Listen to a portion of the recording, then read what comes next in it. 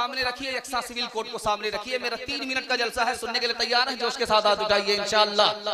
शादी के बाद दाढ़ी रखेंगे, हाथ उठाइए इंशाअल्लाह। ध्यान से सुनिएगा, जल्दी से निकल जाए। दफा 38 हिंदुस्तान के आईन में एक दफा है, उसका नाम है 38 दफा 38। उसमें लिखा है कि वजीर आजम और मजदूर दोनों का रुतबा बराबर होना चाहिए, गरीबी को मिटना चाहिए, गरीबी मुल्क से खत्म होनी चाहिए। लेकिन हुकूमत का भी इस पर कोई ध्यान नहीं है, मीडिया भी इस आवाज को उठा नहीं रही है। जानते हैं, आपको सुनकर के हैरत होगी, 2017 की रिपोर्ट है, पूरी दुनिया में कितने लोग बेरोजगार हैं? 20 करोड़ लोग बेरोजगार हैं। 2018 की रिपोर्ट है, हिंदुस्तान दुनिया का सबसे बड़ा बेरोजगार मुल्क है। दुनिया का सबसे बड़ा बेरोजगार मुल्क कौन है? हिंदुस्तान है।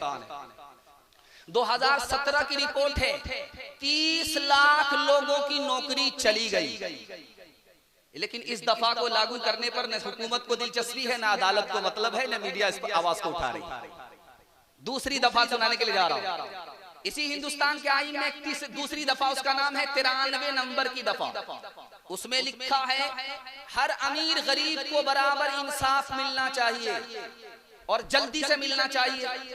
लेकिन आपको सुनकर के हैरत होगी कि इंसाफ मिलता है कि नहीं मिलता।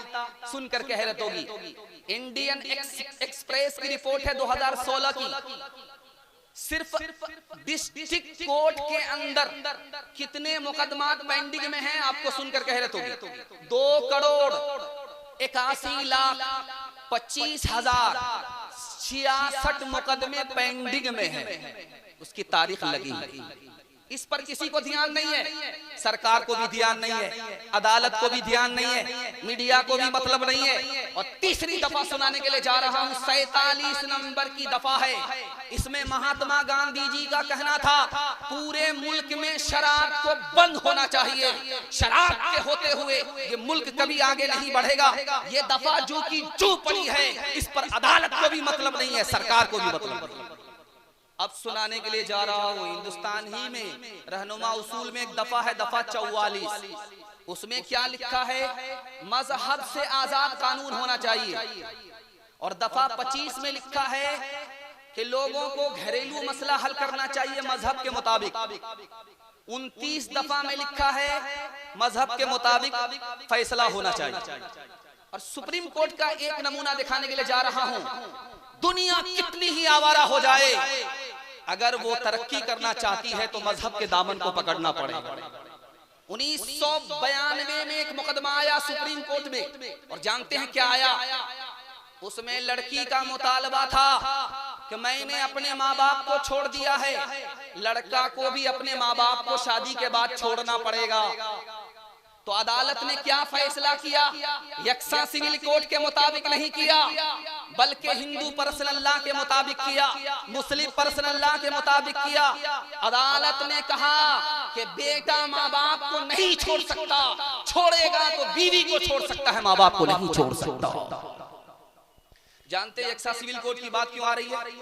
मुसलमान के सर से टोपी गायब हो जाए, चेहरे से दाढ़ी निकल जाए, मुसलमान अपनी पहचान मिटा दे, इसलिए यक्सा सिविल कोड की बात आ रही है।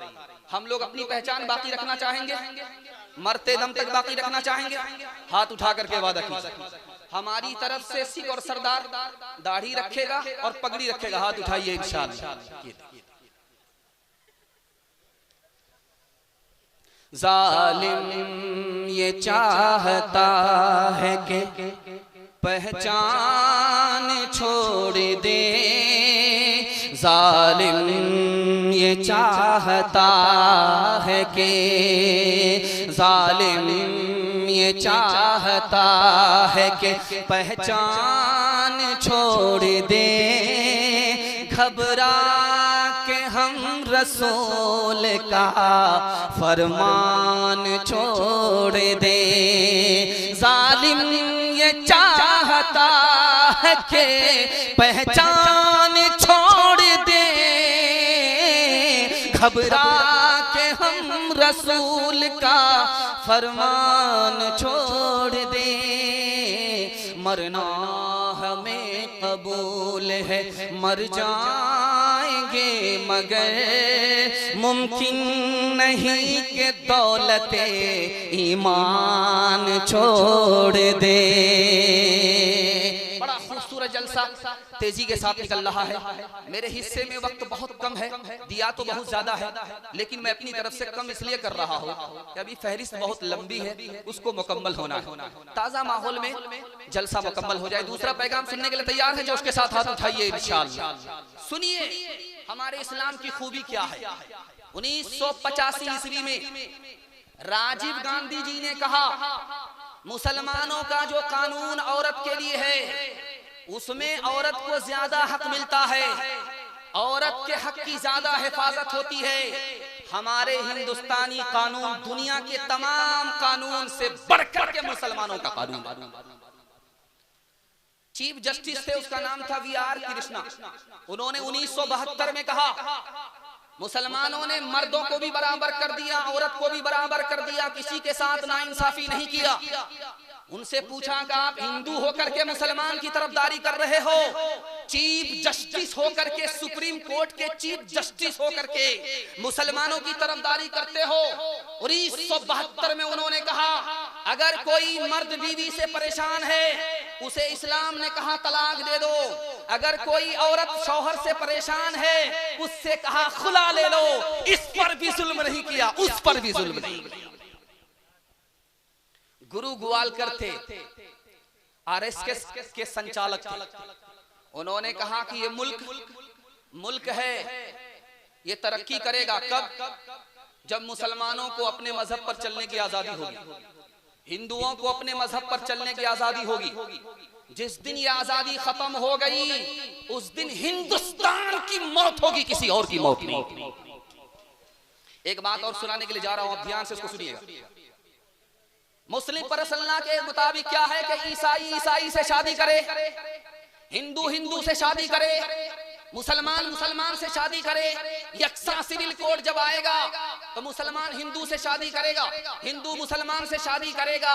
और 72 फसाद हुए हैं हिंदू मुसलमान के शादी के नतीजे में, आगे 73 फसाद होंगे यकसा सिविल कोड की वजह से। नया फरमान जारी कर रहा है, तमाशा फिर मदारी कर रहा है। नया फरमान जारी कर रहा है, तमाशा फिर मदारी कर रहा है। चुभोएगा वो अपना खूनी पंजा, अभी वो आहोजारी कर रहा है।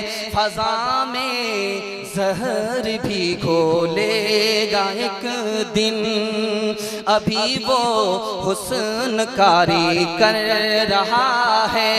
मिटाएगा निशान बादियों का,